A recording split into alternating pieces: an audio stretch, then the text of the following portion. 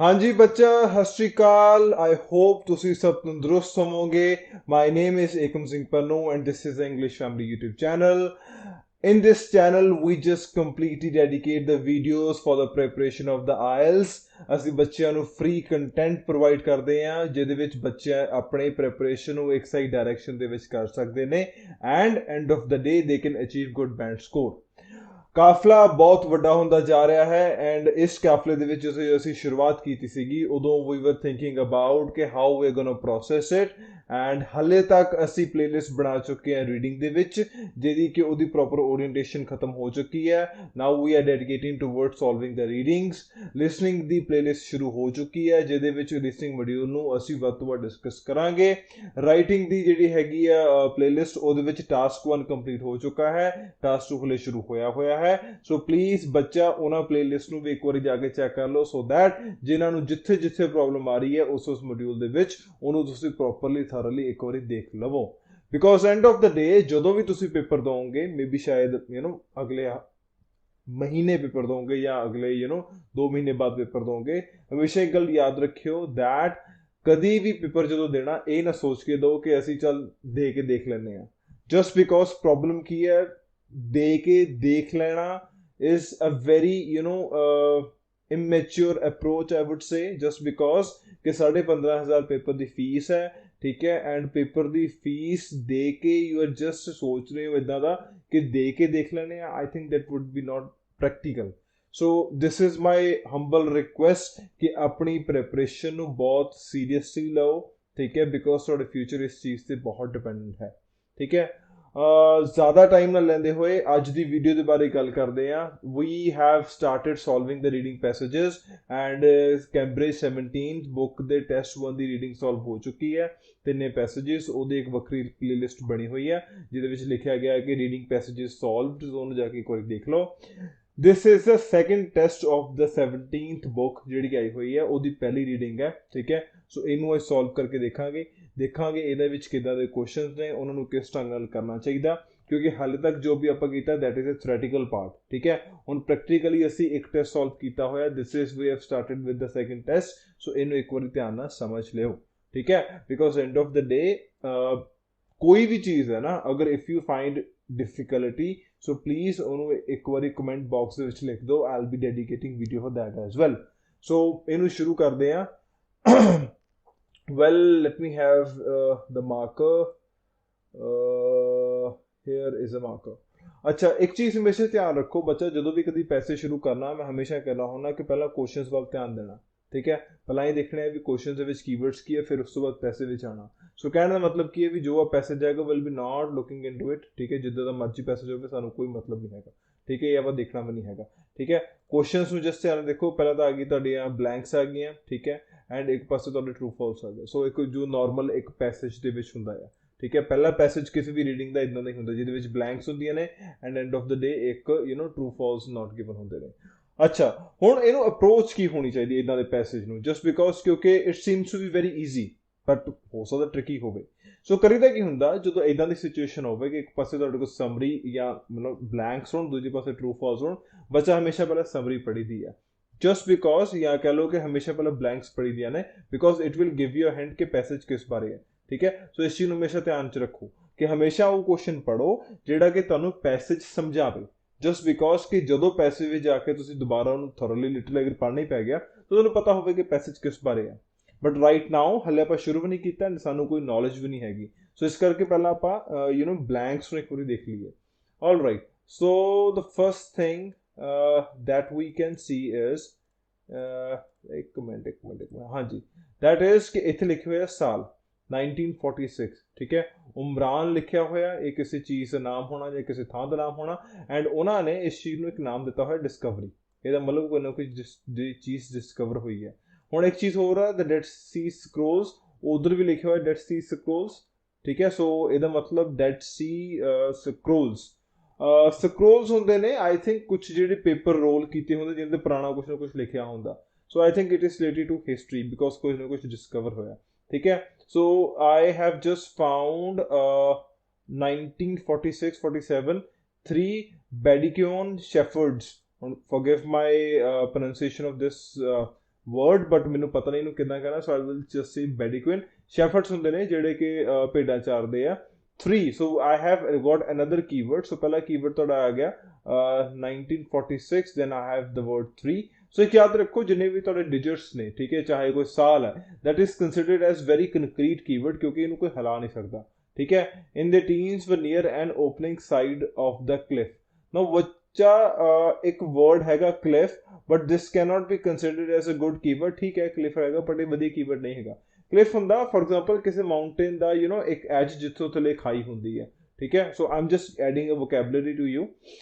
ਸੋ ਇਹਦੇ ਵਿੱਚ ਕੋਈ ਬਲੈਂਕ ਨਹੀਂ ਹੈ ਬਟ ਇਹਦੇ ਵਿੱਚ ਕੀਵਰਡਸ ਹੈਗੇ ਨੇ, ਸੋ ਇਸ ਕਰਕੇ ਪੜ੍ਹਨਾ ਇੰਪੋਰਟੈਂਟ ਹੈ ਕਿਉਂਕਿ ਪਹਿਲਾਂ ਸਾਨੂੰ ਇਹ ਲੱਭੂਗਾ, ਉਸ ਤੋਂ ਬਾਅਦ ਥੱਲੇ ਸਾਰਾ ਕੁਝ ਲੱਭੇਗਾ। ਹੁਣ ਦੇਖੋ ਬਲੈਂਕ ਵਾਲੀ ਤੇ ਆ ਜਾਓ। heard a noise of breaking when one teenager threw a dash. ਹੁਣ ਇੱਕ ਟੀਨੇਜਰ ਨੇ ਕੁਝ ਸੱਟਿਆ, ਸੋ ਬਲੈਂਕ ਤੋਂ ਪਹਿਲਾਂ ਜਿਹੜੀ ਪਹਿਲੀ ਬਲੈਂਕ ਉਹ ਤੋਂ ਪਹਿਲਾਂ ਇੱਕ ਆਰਟੀਕਲ ਹੈਗਾ ਆ, ਠੀਕ ਹੈ। ਸੋ ਉਹਨੇ ਕੁਝ ਨਾ ਕੁਝ ਸੱਟਿਆ ਟੀਨੇਜਰ ਨੇ, ਠੀਕ ਹੈ। ਹੁਣ ਇੱਕ ਦੇਖੋ ਇਸ ਬਲੈਂਕ ਦੇ ਵਿੱਚ ਕੋਈ ਵੀ ਕੀਵਰਡ ਨਹੀਂ ਹੈ, there is no keyword, just ਇੱਕ ਨਾਰਮਲ ਗੱਲ ਹੈ, ਕੁਛ ਨਹੀਂ ਹੈਗਾ ਕਿਉਂਕਿ ਨੋਇਸ ਨੂੰ ਕੁਛ ਹੋਰ ਢੰਗ ਨਾਲ ਲਿਖ ਸਕਦੇ ਆ, ਬ੍ਰੇਕਿੰਗ ਨੂੰ ਕੁਛ ਹੋਰ ਢੰਗ ਨਾਲ ਲਿਖਿਆ ਜਾ ਸਕਦਾ, ਟੀਨੇਜਰ ਨੂੰ ਵੀ ਕੁਛ ਹੋਰ ਹਿਸਾਬ ਨਾਲ ਲਿਖਿਆ ਜਾ ਸਕਦਾ।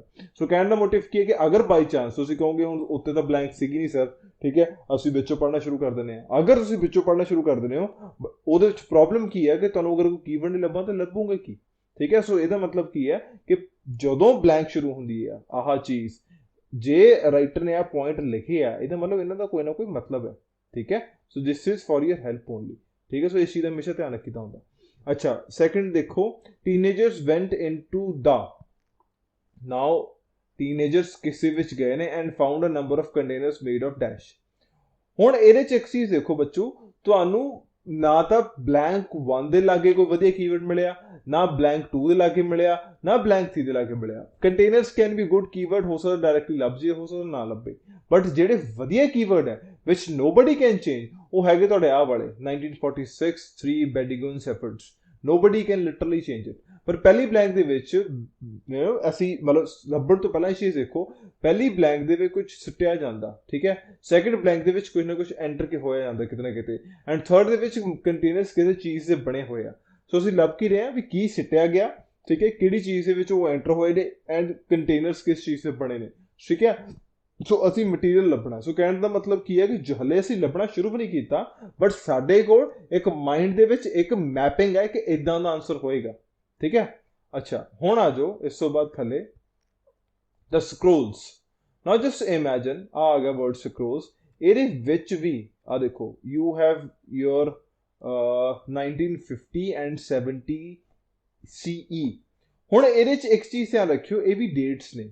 ਹੁਣ before Christ era, BCE is before Christ era, ਠੀਕ ਹੈ। 70 CE that is Christ era. ਹੁਣ ਬੱਚਾ ਇਸ ਚੀਜ਼ ਬਾਰੇ ਮੇ ਵੀ ਸ਼ਾਇਦ ਤੁਹਾਨੂੰ ਨਾ ਪਤਾ ਹੋਵੇ but we follow the Roman calendar, ਜਿਹਦੇ ਵਿੱਚ ਕਹਿ ਲਓ ਕਿ everything starts with the birth or the death of Jesus Christ। ਸੋ ਉੱਥੋਂ ਸਮਾਂ ਸ਼ੁਰੂ ਹੁੰਦਾ ਰੋਮਨ ਕੈਲੰਡਰ ਦੇ ਵਿੱਚ। ਸੋ ਦੇ just say 0 1 century, 2nd century, 3rd century, 4th century, that is called the Christ era, ठीक है। जो चीज़ें वो तो पहला है that is called the before Christ era, ठीक है। So for example the time in which we are living 2022, ठीक है, ये एक Christ era है, ठीक है। ਇਹ ਸ਼ੁਰੂ ਕਦੋਂ ਹੁੰਦਾ ਜਦੋਂ ਅਸੀਂ ਇਹਨੂੰ ਪਿੱਛੇ ਜਾਂਦੇ ਜਾਂਦੇ ਮੈਂ 19th century 18th century ਕਰਦੇ 0th century ਤੱਕ ਜਾਂਦੇ ਆ, ਉਦੋਂ ਸ਼ੁਰੂ ਹੁੰਦਾ that is your Christ era। ਉਹ ਤੋਂ ਪਹਿਲਾਂ ਦਾ ਕੀ ਹੈ, ਉਹ ਤੋਂ ਪਹਿਲਾਂ BCE ਕਿਹਾ ਜਾਂਦਾ। ਸੋ ਕਹਿਣ ਦਾ ਮਤਲਬ ਕੀ ਹੈ, ਹੋ ਸਕਦਾ ਉਹਨੂੰ ਡਾਇਰੈਕਟਲੀ ਆ ਲੱਭ ਜਾਵੇ ਜਾਂ ਉੱਥੇ ਵਿੱਚ ਲਿਖਿਆ ਹੋਵੇ ਸਿੰਪਲ ਸਿੱਧੀ ਜੀ ਗੱਲ ਹੈ ਕਿ 2000 ਸਾਲ ਪਹਿਲਾਂ। ਹੁਣ 2000 ਸਾਲ ਪਹਿਲਾਂ ਕ੍ਰਾਈਸਟ ਐਰਾ ਹੀ ਸੀਗਾ। So this can be paraphrase in such a way. ਅਗਰ ਇਹ ਨਈ ਚੀਜ਼ ਸਮਝ ਲੱਗੀ so I will be elaborating in further video, ਕਿਤੇ ਨਾ ਕਿਤੇ ਮੈਂ ਇੱਕ ਡੈਡੀਕੇਟ ਵੀਡੀਓ ਬਣਾ ਦੂੰਗਾ। ਸੋ ਇਹਨੂੰ ਥੋੜਾ ਜਿਹਾ ਧਿਆਨ ਰੱਖਿਓ, ਠੀਕ ਹੈ। ਅੱਛਾ ਇਸ ਤੋਂ ਬਾਅਦ ਦੇਖੋ ਫੋਰਥ ਬਲੈਂਕ ਦੇਖੋ, thought to have written by group of people known as dash. ਹੁਣ ਸਕਰੋਲਸ ਕਿਹਨੇ ਲਿਖੇ ਆ, ਸੋ ਆਪਾਂ ਗਰੁੱਪ ਆਫ ਪੀਪਲ ਦਾ ਨਾਮ ਲੱਭਣਾ ਹੈ, ਠੀਕ ਹੈ। ਸੋ ਗਰੁੱਪ ਆਫ ਪੀਪਲ ਦਾ ਨਾਮ, ਠੀਕ ਹੈ। ਹੁਣ ਦੇਖੋ ਇੱਥੇ ਕੋਈ ਵਧੀਆ ਕੀਵਰਡ ਨਹੀਂ ਹੈਗਾ ਫੋਰਥ ਬਲੈਂਕ ਵਿੱਚ, ਪਰ ਉਹਦੇ ਉੱਤੇ ਕੀਵਰਡ ਹੈਗੇ ਆ 150 BCE ਜਾਂ 70 CE, ਠੀਕ ਹੈ। ਫਿਫਥ ਦੇਖੋ ਮੇਨਲੀ ਰਿਟਨ ਇਨ ਦਾ ਡੈਸ਼ ਲੈਂਗੁਏਜ, ਕਿਹੜੀ ਲੈਂਗੁਏਜ ਵਿੱਚ ਲਿਖਿਆ ਗਿਆ, ਠੀਕ ਹੈ। ਹੁਣ ਇਹਦੇ 'ਚ ਇੱਕ ਲੈਂਗੁਏਜ ਗੁੱਡ ਕੀਵਰਡ ਹੈਗਾ ਆ, ਠੀਕ ਹੈ। Mostly are on the religious topics, ਠੀਕ ਹੈ, ਯੂਜ਼ਿੰਗ ਇੰਕ ਔਨ ਦਾ ਪਾਰਚਮੈਂਟ ਔਰ ਦਾ ਪੈਪਰਸ। ਹੁਣ ਪਾਰਚਮੈਂਟ ਲਿਖਿਆ ਹੋਇਆ, ਇੰਕ ਲਿਖਿਆ, ਨਾਓ ਦ ਮੋਸਟ ਐਫੀਸ਼ੀਐਂਟ ਜਾਂ ਕਹ ਲਓਗੇ ਬਹੁਤ ਵਧੀਆ ਕੀਵਰਡ ਆਹ ਵਾਲੇ ਨੇ। ਆ ਦੇਖੋ ਆ ਬਹੁਤ ਵਧੀਆ ਕੀਵਰਡ ਆਹ ਵਾਲੇ ਐਂਡ ਇੰਕ ਕੀਵਰਡ ਹੈ। ਤੁਸੀਂ ਇੱਕ ਦੇਖੋ ਬਲੈਂਕਸ ਦੇ ਵਿੱਚ ਕਿ ਜਿੱਥੇ ਜਿੱਥੇ ਬਲੈਂਕ ਹੈ ਬੇਟਾ ਉੱਥੇ ਕੋਈ ਕੀਵਰਡ ਨਹੀਂ ਹੈਗਾ, ਠੀਕ ਹੈ, ਬਟ ਕੀਵਰਡ ਹੈ ਕਿੱਥੇ ਆ? ਜਸਟ ਥੋੜਾ ਜਿਹਾ ਅਗਰ ਮੈਂ ਤੁਹਾਨੂੰ ਰੈਫਰ ਕਰਾਂ, ਇੱਕ ਤਾਂ ਕੀਵਰਡ ਹੈਗਾ ਤੁਹਾਡੇ ਆਹ ਵਾਲੇ ਪਾਸੇ, ਠੀਕ ਹੈ, ਆਹ ਵਾਲਾ, ਤੇ ਇੱਕ ਹੈਗਾ ਤੁਹਾਡੇ ਕੀਵਰਡ ਆਹ ਵਾਲੇ ਪਾਸੇ। ਕਹਿਣ ਦਾ ਮਤਲਬ ਕੀ ਹੈ ਕਿ ਸਮਰੀ ਦੀ ਉਹਨਾਂ ਨੇ ਡਿਮਾਰਕੇਸ਼ਨ ਕੀਤੀ ਹੋਈ ਹੈ ਕਿ ਤੁਹਾਡੀ ਜਿਹੜੇ ਫਸਟ ਆਂਸਰ ਹੈ ਉਹਦੇ ਜਿਹੜਾ ਹੈਗਾ 1946 ਤੋਂ ਸ਼ੁਰੂ ਹੁੰਦਾ ਤੇ ਲਾਸਟ ਜਿਹੜਾ ਪੈਪਰਚ ਐਂਡ ਪਾਰਚਮੈਂਟ ਹੈਗਾ ਉੱਥੇ ਜਾ ਕੇ ਖਤਮ ਹੁੰਦਾ, ਠੀਕ ਹੈ। ਸੋ ਇਸ ਹਿਸਾਬ ਨਾਲ ਆਪਾਂ ਲੱਭਣੇ ਆ, ਠੀਕ ਹੈ। Now we have properly understood it, ਠੀਕ ਹੈ। ਕਲੀ ਬਲੈਂਕ ਆਪਾਂ ਸਮਝ ਲਈ ਹੈ before just going into the passage. ਹੁਣ ਜਾਂ ਤਾਂ ਤੁਸੀਂ ਇਹ ਇਕੱਲਾ ਸੋਲਵ ਕਰ ਲਓ, ਠੀਕ ਹੈ, ਜਾਂ ਤੁਸੀਂ ਅਗਰ ਲੈਟਸ ਸੇ ਆ ਸਾਡੇ ਕੋਲ ਟਰੂ ਫਾਲਸ ਨੇ, ਇਹਦੇ ਕੁਝ ਨਹੀਂ ਕਰਨਾ, we are not gonna read them, but ਇਹਦੇ ਵਿੱਚ ਜਸਟ ਆਪਾਂ ਕੀਵਰਡ ਲੱਭਣੇ ਆ। ਕਹਿਣ ਦਾ ਮਤਲਬ ਕੀ ਹੈ, ਅਗਰ ਕੋਈ ਨਾਮ ਹੈਗੇ, ਫॉर एग्जांपल ਆ ਦੇਖੋ ਰਿਪੀਟ ਹੋਇਆ, ਠੀਕ ਹੈ, ਸਕਰੋਲਸ ਲਿਖਿਆ ਹੋਇਆ, ਠੀਕ ਹੈ ਜੀ, ਅਕੈਡਮਿਕਸ ਲਿਖਿਆ ਹੋਇਆ, ਠੀਕ ਹੈ, ਬੁੱਕਸ ਲਿਖਿਆ ਹੋਇਆ, ਬਾਈਬਲ ਲਿਖਿਆ ਹੋਇਆ, ਕਾਪਰ ਸਕਰੋਲ ਲਿਖਿਆ ਹੋਇਆ, ਠੀਕ ਹੈ, ਮਾਰ ਸੈਮੂਅਲ ਲਿਖਿਆ 1950s ਲਿਖਿਆ ਹੋਇਆ, US ਲਿਖਿਆ ਹੋਇਆ, ਠੀਕ ਹੈ ਜੀ, 2017 ਲਿਖਿਆ ਹੋਇਆ, 2000 ਲਿਖਿਆ ਹੋਇਆ, ਯੂਨੀਵਰਸਿਟੀ ਆਫ ਹਫੀਫਾ ਲਿਖਿਆ ਹੋਇਆ। ਸੋ ਆ ਦੇਖੋ ਜੀ, ਮੈਂ ਕੀਤਾ ਕੀ ਹੈ, ਆਈ ਹੈਵਨਟ ਰੈਡ them। ਜਿਵੇਂ ਮੈਂ ਸਮਰੀ ਨੂੰ ਜਾਂ ਕਹਿ ਲਓ ਕਿ ਬਲੈਂਕਸ ਨੂੰ ਸਮਝਿਆ ਸੀਗਾ, ਮੈਂ ਇਹਨੂੰ ਸਮਝਿਆ ਨਹੀਂ ਹੈ, ਠੀਕ ਹੈ। ਮੈਂ ਕੀਤਾ ਕੀ ਹੈ, ਮੈਂ ਸਿੰਪਲ ਬਲੰਟਲੀ ਨਾਮ ਲੱਭੇ ਨੇ, ਮੈਂ ਡਾਇਰੈਕਟਲੀ ਕੀਵਰਡ ਲੱਭੇ ਨੇ, ਜਸਟ ਬਿਕੋਜ਼ ਮੈਂ ਕਿਉਂ ਕੀਤਾ, ਕਿਉਂਕਿ ਹੋ ਸਕਦਾ ਵਿੱਚ ਕੋਈ ਨਾਟ ਗਿਵਨ ਹੋਵੇ, ਹੋ ਸਕਦਾ ਫਾਲਸ ਇਨਫੋਰਮੇਸ਼ਨ ਹੋਵੇ, ਸੋ ਮੈਂ ਕਿਉਂ ਟਾਈਮ ਵੇਸਟ ਕਰਾਂ, ਠੀਕ ਹੈ।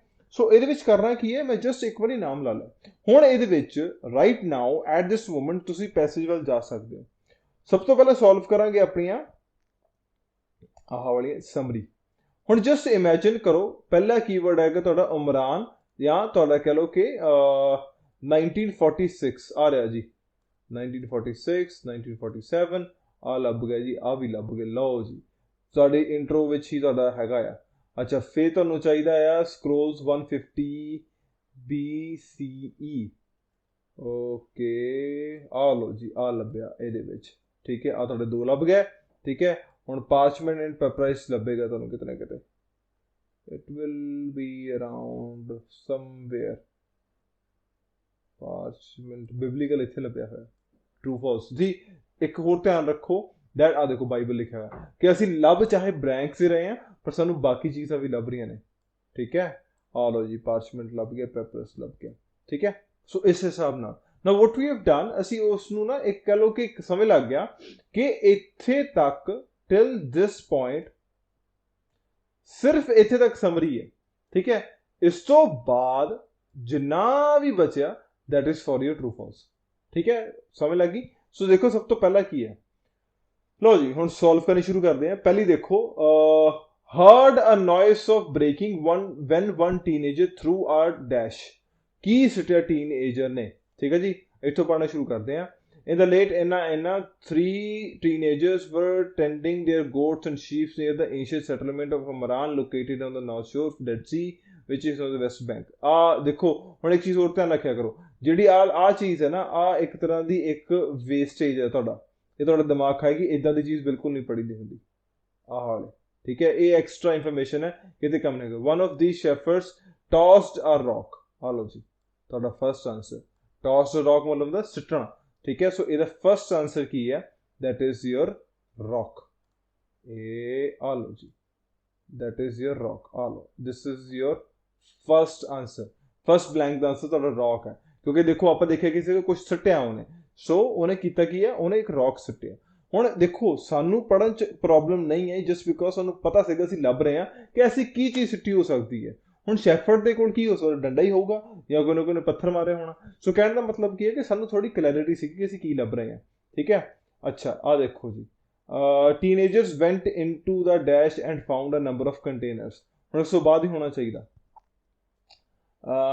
was surprised to hear a shattering sound, he and his companions later entered the cave। ਲਓ ਜੀ ਆ ਗਿਆ ਤੁਹਾਡਾ answer, went into the cave ਲਿਖਿਆ ਹੋਇਆ। ਸੋ ਇਹਦਾ ਜਿਹੜਾ ਲੋਕੇਸ਼ਨ ਹੈ, this is from here, ਆ ਦੇਖੋ, he and his companions later entered the cave, ਠੀਕ ਹੈ ਜੀ। ਅੱਛਾ, stumbled across a collection of clay jars, ਆ ਦੇਖੋ ਜੀ। ਹੁਣ containers made of what, ਸੋ ਤੁਹਾਡਾ ਆਨਸਰ ਹੈਗਾ ਤੁਹਾਡਾ clay, containers made of clay. So third the answer is your clay. ਹੁਣ ਇੱਕ ਚੀਜ਼ ਦੇਖੋ, ਮੈਨੂੰ ਲਿਟਰਲੀ ਦੁਬਾਰਾ ਕੁਐਸਚਨਸ ਵੱਲ ਜਾਣ ਦੀ ਲੋੜ ਨਹੀਂ ਪਈ ਕਿਉਂਕਿ ਮੈਨੂੰ ਪਤਾ ਸੀਗਾ ਮੈਂ ਕੀ ਲੱਭ ਰਿਹਾ, ਠੀਕ ਹੈ। ਪਹਿਲੀ ਬਲੈਂਕ ਵਿੱਚ ਮੈਨੂੰ ਪਤਾ ਸੀਗਾ ਕਿ ਕੁਝ ਨਾ ਕੁਝ ਸਿੱਟਿਆ ਹੋਣਾ, ਸੈਕਿੰਡ ਕਿਤੇ ਨਾ ਕਿਤੇ ਐਂਟਰ ਕੀਤੇ ਹੋਣੇ ਆ, ਥਰਡ ਹੋ ਸਕਦਾ ਕਿਤੇ ਨਾ ਕਿਤੇ ਜੋ ਕੰਟੇਨਰਸ ਹੈ ਕਿਸ ਚੀਜ਼ ਦੇ ਬਣੇ ਹੋ ਸਕਦੇ ਆ। ਸੋ that is of the jar, ਠੀਕ ਹੈ। ਉਹ sorry that is of the clay, Jars ਜਿਹੜੇ ਹੁੰਦੇ ਆ। ਸੋ ਉਹਨਾਂ ਨੇ ਕੰਟੇਨਰਸ ਨੂੰ ਉਹਨਾਂ ਪੈਰਾਫਰੇਜ਼ ਕੀਤਾ। ਸੋ ਮੇਰਾ ਆਨਸਰ ਇੱਥੇ ਖਤਮ ਹੈ। ਸੋ ਇਸ ਤੋਂ ਬਾਅਦ ਆਹ ਵਾਲਾ ਪੁਆਇੰਟ ਮੈਂ ਪੜ੍ਹਨਾ ਹੀ ਨਹੀਂ, ਆਈ ਵਿਲ ਨਾਟ ਰੀਡ ਦਿਸ, ਲੋੜ ਹੀ ਨਹੀਂ ਪੜ੍ਹਨ ਦੀ, ਜਸਟ ਬਿਕੋਜ਼ ਜਿਹੜੇ ਬਲੈਂਕਸ ਦੇ ਆਨਸਰ ਆ ਜਿਹੜੇ ਉਹ ਸਾਡੇ ਇੱਥੋਂ ਸ਼ੁਰੂ ਹੁੰਦੇ ਆ, ਠੀਕ ਹੈ। ਸੋ ਕਹਿਣ ਦਾ ਮਤਲਬ ਕੀ ਆ, ਇਹ ਇੱਕ ਇੰਪੋਰਟੈਂਟ ਚੀਜ਼ ਹੈ ਬੱਚਾ, ਕਿ ਜਿਹੜਾ ਤੁਹਾਡਾ ਕੀਵਰਡ ਵਾਲਾ ਕੰਮ ਹੈ ਉਹ ਕੀਵਰਡ ਕਰਦਾ ਕੀ ਹੈ, ਤੁਹਾਨੂੰ ਪ੍ਰੋਪਰ ਇੱਕ ਤੁਹਾਨੂੰ ਦੇ ਦਿੰਦਾ ਕਿ ਭਾਜੀ ਇਹਦਾ ਆਨਸਰ ਇੱਥੇ ਹੀ ਆ। ਸੋ ਤੁਹਾਡੇ ਸਾਹਮਣੇ ਆ ਕਿ ਸਿਰਫ 3-4 ਲਾਈਨਾਂ ਨਾਲ ਤੁਹਾਡੇ 3 ਆਨਸਰ ਸਿੱਧੇ ਲੱਭ ਗਏ, ਠੀਕ ਹੈ। ਸੋ ਪੂਰਾ ਪੈਰਾਗ੍ਰਾਫ ਪੜ੍ਹੇ ਹੀ ਨਹੀਂ।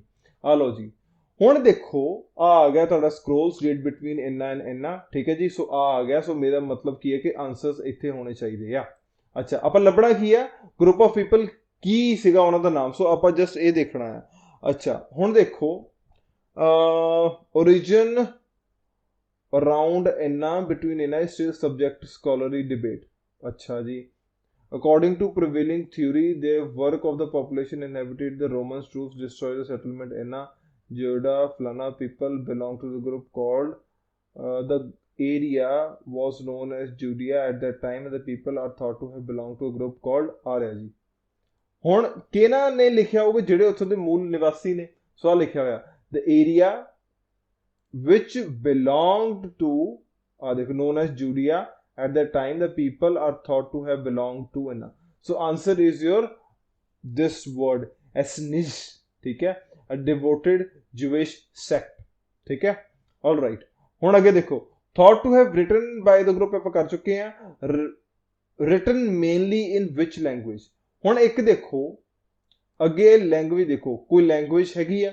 ਹੁਣ ਦੇਖੋ ਬਿਨਾਂ ਪੜ੍ਹੇ ਦੇਖੋ ਤੁਹਾਡੇ ਕੋਲ ਲੈਂਗੁਏਜ ਹੈਗੀ ਨੇ, ਗ੍ਰੀਕ ਲਿਖੀ ਹੋਈ ਹੈ ਇੱਥੇ, ਠੀਕ ਹੈ। ਇਹਨਾਂ ਨੇ ਇੱਕ ਹੋਰ ਅਰਮੈਟਿਕ ਲਿਖੀ ਹੋਈ ਆ। ਸੋ ਜਸਟ ਇੱਕ ਚੀਜ਼ ਧਿਆਨ ਰੱਖਣੀ ਆ ਕਿ ਹੋਰ ਕਿਹੜੀ ਲੈਂਗੁਏਜਸ ਹੈਗੀਆਂ ਨੇ। ਆ ਰਿਹਾ ਹੁਣ ਕੁਐਸਚਨ ਦੇਖੋ ਕੀ ਆ, here it is, thought to have written mainly in the language, the majority of the text ਆ ਰਿਹਾ ਜੀ on the Dead Sea Scrolls are written in Hebrew, this is the language। ਆ ਲਓ ਜੀ, ਸਿੱਧਾ ਆਨਸਰ ਹੈ, clear short answer ਹੈ, ਠੀਕ ਹੈ।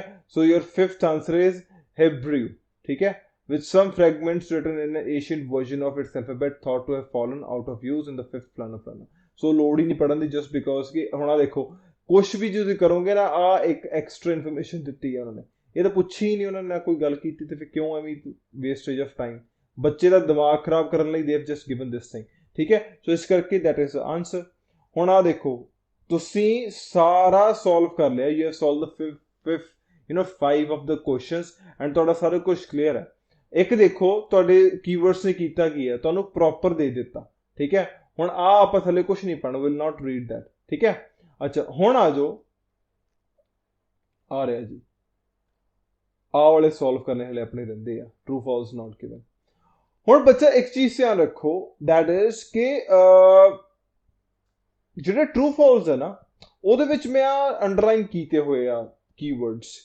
ਹੁਣ ਜਾਂ ਤਾਂ ਮੈਂ ਇਹ ਸਾਰੇ ਇੱਕ ਵਾਰੀ ਲੱਭ ਲਾਂ, ਠੀਕ ਹੈ, ਫਿਰ ਪੜ੍ਹਨੇ ਸ਼ੁਰੂ ਕਰਾਂ, ਕਿਉਂਕਿ ਮੈਨੂੰ ਹਾਲੇ ਤੱਕ ਲੱਭੇ ਨਹੀਂ, ਮੈਂ ਇੰਨਾ ਮਾਰਕ ਕਰ ਲਿਆ ਸੀ ਕਿ ਇਹ ਤੋਂ ਥੱਲੇ ਆ, ਠੀਕ ਹੈ।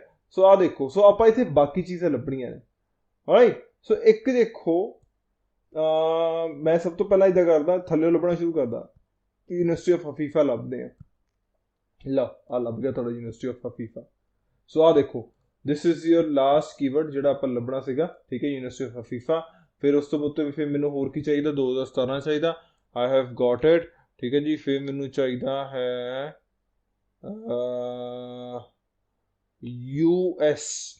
ਯੂਐਸ ਚਾਹੀਦਾ ਮੈਨੂੰ,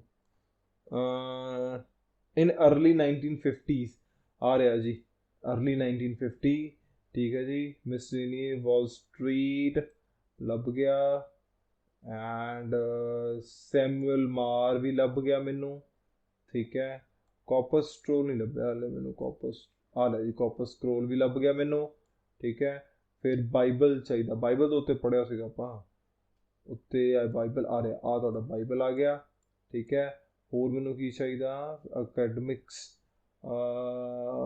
ਓਕੇ ਮੈਡੀਕਲ ਫਾਊਂਡ ਲਿਟਲ ਅੱਛਾ ਚਲੋ ਠੀਕ ਹੈ ਇਹ ਮੇ ਵੀ ਸ਼ਾਇਦ ਉੱਤੇ ਹੋਊਗਾ ਕਿਤੇ ਨਾ ਕਿਤੇ ਇੱਥੇ ਹੋਣਾ ਚਾਹੀਦਾ ਪੜ੍ਹ ਲਾਂਗੇ ਚਲੋ ਦੇਖਦੇ ਹਾਂ ਠੀਕ ਹੈ ਸੋ ਸਭ ਤੋਂ ਪਹਿਲੇ ਤਾਂ ਕਰਦੇ ਥੱਲੇ ਵਾਲੇ ਕਰਨਾ ਸ਼ੁਰੂ ਕਰਦੇ ਹਾਂ ਹੁਣ 13th ਦੇਖੋ ਬੱਚੇ let's find this out.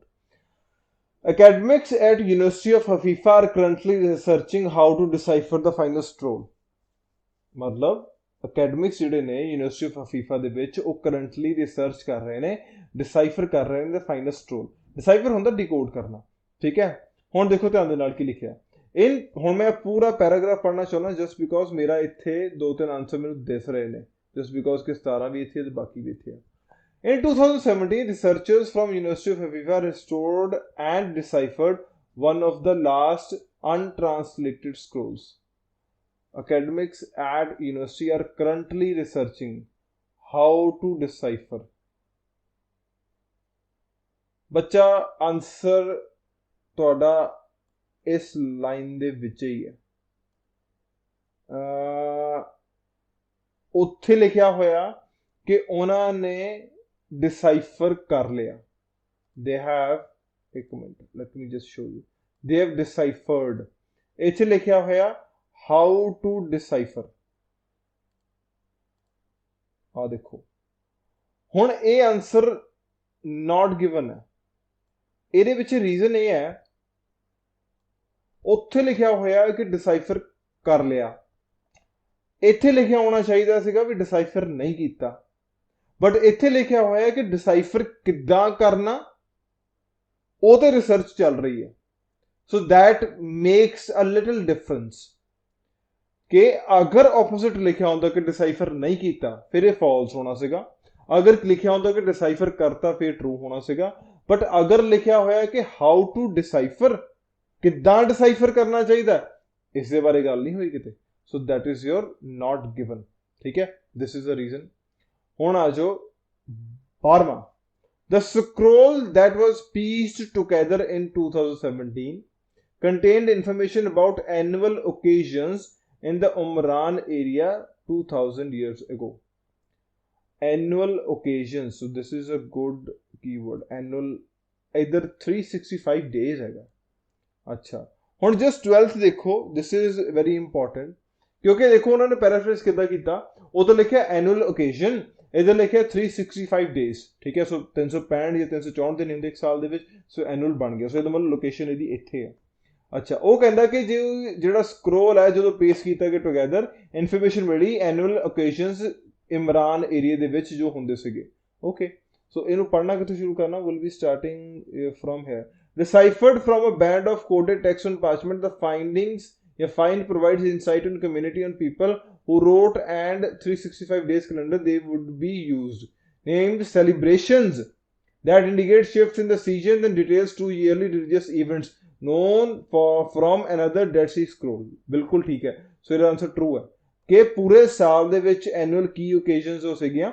ਸੋ ਉਸ ਦੇ ਬਾਰੇ they have just talked about so this is your true 12ਵਾਂ ਟਰੂ ਹੈ ਤੁਹਾਡਾ ਬੱਚਾ ਇੱਕ ਦੇਖੋ ਟਰੂ ਫਾਲਸ ਮੈਂ ਥੱਲਿਓਂ ਕਰਨੇ ਸ਼ੁਰੂ ਕੀਤੇ ਮਤਲਬ ਕਹਿਣ ਦਾ ਕੀ ਜ਼ਰੂਰੀ ਨਹੀਂ ਕਿ ਹਮੇਸ਼ਾ ਉੱਤੋਂ ਹੀ ਕਰਨੇ ਜਿੱਧਰੋਂ ਤੁਹਾਨੂੰ ਸੌਖੇ ਲੱਗਦੇ ਉਧਰੋਂ ਕਰ ਲਓ ਬਸ ਇੰਨਾ ਧਿਆਨ ਰੱਖਣਾ ਕਿ ਇੱਕ ਪਾਸਿਓਂ ਕਰਨੇ ਵਿਚਾਲਿਓਂ ਨਹੀਂ ਕਰਨਾ ਇੱਕ ਪਾਸਿਓਂ ਕਰੋਗੇ ਤੁਹਾਨੂੰ ਈਜ਼ੀ ਹੋ ਜਾਏਗਾ ਅੱਛਾ ਇਸ ਤੋਂ ਬਾਅਦ ਦੇਖੋ 11th In the early 1950s, a number of education established in the US were keen to buy scroll from Mark Samuel.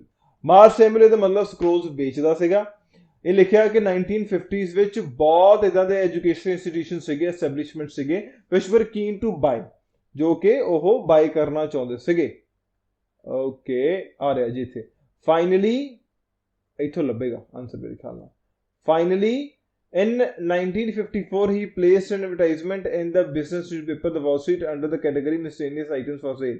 That read biblical manifest dating flana are for sale. This would be ideal gift for educational and religious institutions by the group of people.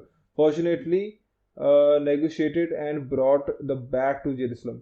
ਉੱਥੇ ਕਹਿੰਦਾ ਕਿ they were interested ਇੱਥੇ ਕਹਿੰਦਾ ਕਿ ਵਾਪਸ ਚਲੇ ਗਏ ਸੋ ਇਹਦੇ ਵਿੱਚ ਕੀ ਲਿਖਿਆ ਜਾ ਸਕਦਾ ਥੋੜਾ ਜਿਹਾ ਤੋਂ ਪੜ੍ਹਦੇ ਹਾਂ acquired 7 scrolls from the Jerusalem shoemaker and part them antiquately dealer paying less than enough for them. He traveled to US unsuccessfully offered them to number of universities। ਲਓ ਜੀ, ਕਦੀ ਕਦੀ ਇਦਾਂ ਵੀ ਹੋ ਜਾਂਦੀ ਹੈ ਤੁਹਾਡਾ ਤੁਹਾਨੂੰ ਲੱਗਦਾ ਕਿ ਆਨਸਰ ਇੱਥੋਂ ਸ਼ੁਰੂ ਹੋਊਗਾ ਜਸਟ ਬਿਕੋਜ਼ ਕਿ ਤੁਹਾਡਾ ਕੀਵਰਡ ਇੱਥੇ ਹੈ ਬਟ ਆਨਸਰ ਉਹ ਤੋਂ ਉੱਤੇ ਸੀਗਾ। ਸੋ ਜਿਹੜੀ ਚੀਜ਼ ਹਮੇਸ਼ਾ ਬੱਚਾ ਧਿਆਨ ਰੱਖਣੀ ਹੈ ਕਿ ਜਿੱਥੇ ਤੁਹਾਡਾ ਕੀਵਰਡ ਹੈ ਇੱਕ ਲਾਈਨ ਉੱਤੇ ਤੇ ਇੱਕ ਲਾਈਨ ਥੱਲੇ ਪੂਰੀ ਪੜ੍ਹਿਆ ਕਰੋ ਜਸਟ ਬਿਕੋਜ਼ ਕਿ ਤੁਹਾਨੂੰ ਸਮਝ ਲੱਗੇ। ਠੀਕ ਹੈ, ਸੋ ਇਹਦੇ ਵਿੱਚ ਦੇਖੋ ਉਹ ਕਹਿੰਦੇ ਕਿ ਦੇ ਵਰ ਕੀਨ ਇੰਟਰਸਟਿਡ, ਉੱਥੇ ਲਿਖਿਆ they were not interested, so that is your answer false. ਠੀਕ ਹੈ, so your 11th is that is your किथे गया यही है, दैट इज योर फॉल्स। अच्छा, एक देखो ध्यान देना which is very important, that is your 10th वाला part. Mark Samuel was given some of the scrolls as gift. नहीं, बिकॉज उत्थे लिखिया भी उन्हें $100 तो घट विच खरीदियां सी। ठीक है, आ देखो जी, पेइंग इना, सो दैट मीनस नहीं, that is not given as a gift, that is false. Gift हुंदा ते बंदा पे नहीं करता। ठीक है, सो 10th थोड़ा फॉल्स है। The information of the copper scroll is written in an unusual way. Okay, ਹੁਣ copper scroll वाली लोकेशन ਤੇ ਚੱਲਦੇ ਹਾਂ।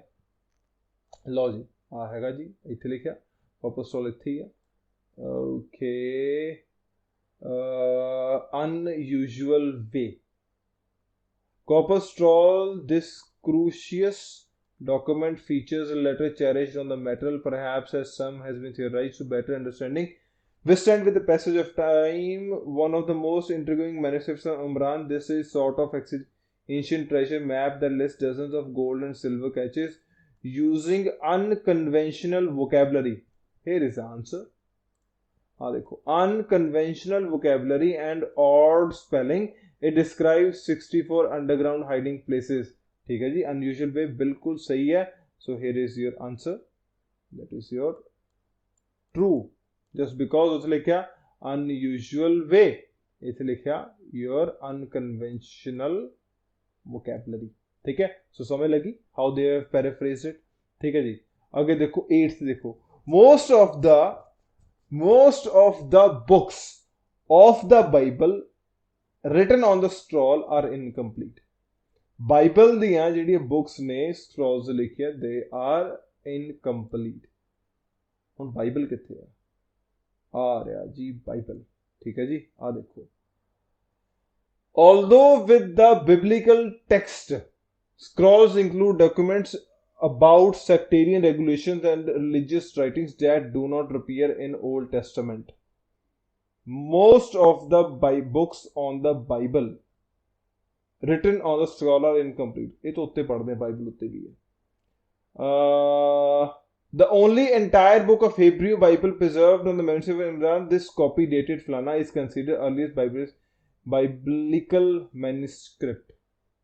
एक मिनट ਹੁਣ ਇੱਕ ਚੀਜ਼ ਦੇਖੋ ਧਿਆਨ ਦੇ ਨਾਲ, ਇਹਦੇ ਵਿੱਚ ਜਿਹੜੀ ਸਮਝਣ ਵਾਲੀ ਹੈ, ਉਹਦੇ 'ਚ ਲਿਖਿਆ ਗਿਆ ਤੁਹਾਡਾ ਕਿ ਬਾਈਬਲ ਦਾ ਜਿਹੜਾ ਹੈਗਾ ਉਹ ਇਨਕੰਪਲੀਟ ਹੈ। ਠੀਕ ਹੈ, ਆ ਦੇਖੋ ਸਕਰੋਲਸ ਆਰ ਇਨਕੰਪਲੀਟ, ਬਟ ਇੱਥੇ ਲਿਖਿਆ ਹੋਇਆ ਕਿੱਧਰ ਗਿਆ, ਇੱਥੇ ਹੀ ਪੜਿਆ ਸੀਗਾ, ਅਰੇ dated Enna is considered to be earliest biblical manuscript still existence. So ਇਹਦੇ ਵਿੱਚ ਲਿਖਿਆ ਹੋਇਆ ਵੀ complete and still existence ਵਿੱਚ ਹੈਗੀ ਹੈ। ਠੀਕ ਹੈ, ਇਹਦੇ ਵਿੱਚ ਲਿਖਿਆ, ਉਹਦੇ 'ਚ ਲਿਖਿਆ ਹੋਇਆ ਕਿ incomplete ਹੈ। ਸੋ ਇਹਦਾ ਆਨਸਰ ਤੁਹਾਡਾ ਹੈਗਾ false. ਠੀਕ ਹੈ, ਅੱਛਾ ਲਓ ਜੀ, there is agreement among academics about the origin of Dead Scrolls. ਹੁਣ origin Dead Scroll ਦਾ ਹਮੇਸ਼ਾ ਬੱਚਾ ਫਸਟ ਪੈਰਾਗ੍ਰਾਫ 'ਚ ਹੋਏਗਾ। आई थिंक सो इत्थे होना चाहिए, या किते भी हो। हाँ, रीजन इत्थे आ लिखा तो है, हम उत्ते जा रहे हैं। हाँ देखो, उत्थे लिखा हुआ है there is agreement among the academics about the origin, मतलब एकेडमिक्स जिन्हें भी स्कॉलर्स ने देना उन्होंने पता ओरिजिन बारे। वैसे फॉल्स होना चाहिए। अच्छा, आ लिखा हुआ है still a subject of scholarly debate. So here is your answer, that is your false. ठीक है, सो ਤੁਹਾਡਾ आंसर आ गया false. 7th is false. Yes, 7th is false just because कि ਉਹ ਉੱਥੇ ਲਿਖਿਆ ਹੋਇਆ ਆਪਦੀ ਲੋਕੇਸ਼ਨ ਹੈ। ਠੀਕ ਹੈ, ਸੋ ਇਸ ਹਿਸਾਬ ਨਾਲ ਹੁਣ 6 ਦੇਖੋ, ਜਿਹੜਾ 6 ਥੋੜਾ ਜਿਹਾ ਇੰਪੋਰਟੈਂਟ ਹੈ ਬੱਚਾ, ਉਹ ਇਹ ਹੈ ਕਿ the Bedouin teenagers who found the scroll were disappointed by how little money they received for it. Now money received, money, I think it is not given क्योंकि money दी ते किते नहीं गल हुई. Seven scrolls, लिखा हुआ एक minute disappointed, they were disappointed, sorry, ठीक है. इथे लिखा होया teenagers took 7 scrolls to the nearby town where they sold for some of money, but only disappointment बारे गल नहीं हुई. So that means that is your not given. Sixth is your not given. बच्चा I am little doubtful for this. ਮੈਨੂੰ 8 ਥੋੜਾ doubtful ਲੱਗਦਾ, ਇਹਨੂੰ ਇੱਕ ਵਾਰੀ ਚੈੱਕ ਕਰ ਲੈਂਦੇ ਆ, ਠੀਕ ਹੈ. बट बाकी ठीक है, बाकी not given I have found them. Let me go back to the 8th one. Books are incomplete. आ रहा fragments, हाँ it is incomplete. देखो fragments लिखा है, sorry. Here is your location for this. गलत पढ़ रहे थे अपन, ठीक है. सो बच्चे एक चीज़ याद रखो, देखो पहला ਅਸੀਂ ਥੱਲੇ ਪੜਿਆ, ठीक है, that was the wrong location. So देखो मैंने थोड़ा ਜਿਹਾ word ना fragments ਇੱਕ ਥੋੜਾ ਚੁੱਭ ਰਿਹਾ ਸੀਗਾ. So that means that is the answer. So ਇਹਦਾ answer forget about it. So please in थोड़ा ਜਿਹਾ answer ਇਹਦਾ true है, नहीं ਇਹਦਾ नहीं true है. hold on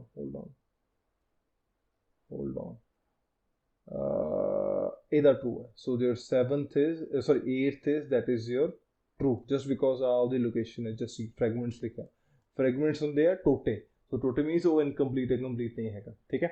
so ਇੱਕ ਧਿਆਨ ਰੱਖੋ. ਸੋ ਬੱਚਾ ਇੱਕ ਚੀਜ਼ ਹਮੇਸ਼ਾ ਦੇਖੋ, while you are solving the other questions, ਤੁਹਾਡੇ ਕਿਤੇ ਨਾ ਕਿਤੇ ਤੁਹਾਨੂੰ ਜੋ ਕਿਸੇ ਡਾਊਟ ਹੁੰਦਾ ਕੁਐਸਚਨ ਦੇ ਵਿੱਚ, ਉਹਨੂੰ ਬਾਅਦ ਵਿੱਚ ਆ ਕੇ ਚੈੱਕ ਕਰ ਲਿਆ ਕਰੋ. ਜਸਟ ਬਿਕੋਜ਼ ਮੈਨੂੰ ਉਦੋਂ ਸੋਲਵ ਕਰਦੇ ਲੱਗਾ ਕਿ ਮੈਂ ਸ਼ਾਇਦ ਵਰਡ ਫਰੈਗਮੈਂਟਸ ਕਿਤੇ ਪੜਿਆ, ਸੋ ਮੈਂ ਪਹਿਲਾਂ ਬਾਕੀ ਸੋਲਵ ਕੀਤੇ, then I came back, because ਅਗਰ ਮੈਂ ਵਿੱਚ ਵਿਚਾਲੇ ਆ ਜਾਂਦਾ ਫਿਰ ਮੇਰਾ ਟਾਈਮ ਵੇਸਟ ਹੋਣਾ ਸੀਗਾ, ਠੀਕ ਹੈ. So in this way you can solve a passage, and ਮੈਂ ਵੀ ਤੁਹਾਡੇ ਨਾਲ ਪਹਿਲੀ ਵਾਰੀ ਪੈਸੇਜ ਇਹ ਸੋਲਵ ਕੀਤਾ ਆ. ਸੋ ਇਹਦੇ ਜੇ ਆਨਸਰਸ ਮੇਰੇ ਗਲਤ ਹੋਣ, ਸੋ ਪਲੀਜ਼ ਉਹਨੂੰ ਕਮੈਂਟ ਬਾਕਸ ਵਿੱਚ ਲਿਖ ਦਿਓ with your explanations and all, and ਉਹਨੂੰ ਇੱਕ ਵਾਰੀ ਦੇਖ ਲਾਂਗੇ, ਠੀਕ ਹੈ. ਸੋ ਆਈ ਹੋਪ ਤੁਹਾਨੂੰ ਇਹ ਪੈਸੇਜ ਸਮਝ ਆਇਆ ਹੋਵੇਗਾ, ਠੀਕ ਹੈ. I have tried my best ਕਿ ਮੈਂ ਪੈਸੇ ਨੂੰ ਵੱਧ ਤੋਂ ਵੱਧ ਐਲੈਬੋਰੇਟ ਕਰ ਸਕਾਂ ਐਂਡ ਉਹਨੂੰ ਤੁਹਾਡੇ ਤੱਕ ਲੈ ਕੇ ਜਾ ਸਕਾਂ. ਐਂਡ ਇਹਦੇ ਵਿੱਚ ਇੱਕ ਜੋ ਪੈਸੇਜ ਕਰਨ ਦਾ ਤਰੀਕਾ ਹੈ, ਪਲੀਜ਼ ਉਹਨੂੰ ਓਬਜ਼ਰਵ ਕਰੋ ਕਿ ਕਿਉਂ ਮੈਂ ਪਹਿਲਾਂ ਤੁਹਾਡੀਆਂ ਬਲੈਂਕਸ ਕੀਤੀਆਂ, ਉਹ ਤੋਂ ਬਾਅਦ ਟਰੂ ਫਾਲਸ ਕੀਤੇ, ਜਾਂ ਮੈਂ ਕੀਵਰਡਸ ਲੱਭ ਕੇ ਉਹਨੂੰ ਫਿਰ ਸੋਲਵ ਕਰਨ ਲਈ ਕੀਵਰਡਸ ਨੂੰ ਕਿਵੇਂ ਯੂਜ਼ ਕੀਤਾ. Because end of the day the motive of mine and Mandeep is ਕਿ ਵੱਧ ਤੋਂ ਵੱਧ ਜਿੰਨੀ ਅਵੇਅਰਨੈਸ ਕ੍ਰੀਏਟ ਕਰ ਸਕੀ ਉਨੀ ਕਰੀਏ ਅਸੀਂ. ਬਿਕੋਜ਼ ਪ੍ਰੋਬਲਮ ਕੀ ਹੈ, ਹਰ ਬੱਚਾ ਇਸ ਕਰਨਾ ਚਾਹੁੰਦਾ, ਬਟ ਉਹਨਾਂ ਨੂੰ ਇਹੀ ਨਹੀਂ ਸਮਝ ਆਉਂਦਾ ਕਿ ਕਰੀਏ ਤੇ ਕਰੀਏ ਕਿੱਦਾਂ. So this initiative is for all those who cannot afford coaching and who are just in that race, ਪਰ ਪਤਾ ਨਹੀਂ ਲੱਗਦਾ ਕਿ ਭੱਜੀਏ ਕਿੱਦਾਂ, ਠੀਕ ਹੈ. ਸੋ ਇਹ ਸ਼ਾਇਦ ਤੁਹਾਨੂੰ ਗਾਈਡੈਂਸ ਵਧੀਆ ਪ੍ਰੋਵਾਈਡ ਹੋਏਗੀ ਇਸ ਥਰੂ, ਇਸ medium through. And thank you so much. इसी तरह लगे रहो and share as much as you can, so that तुहाडे बाकी फ्रेंड्स नूं भी इस बारे थोड़ा जिहा एक क्लैरिटी होवे कि आइल्स नूं करना किद्दां है, ठीक है. तो thank you so much and God bless you, and इदां ही लगे रहो. थैंक यू बच्चे.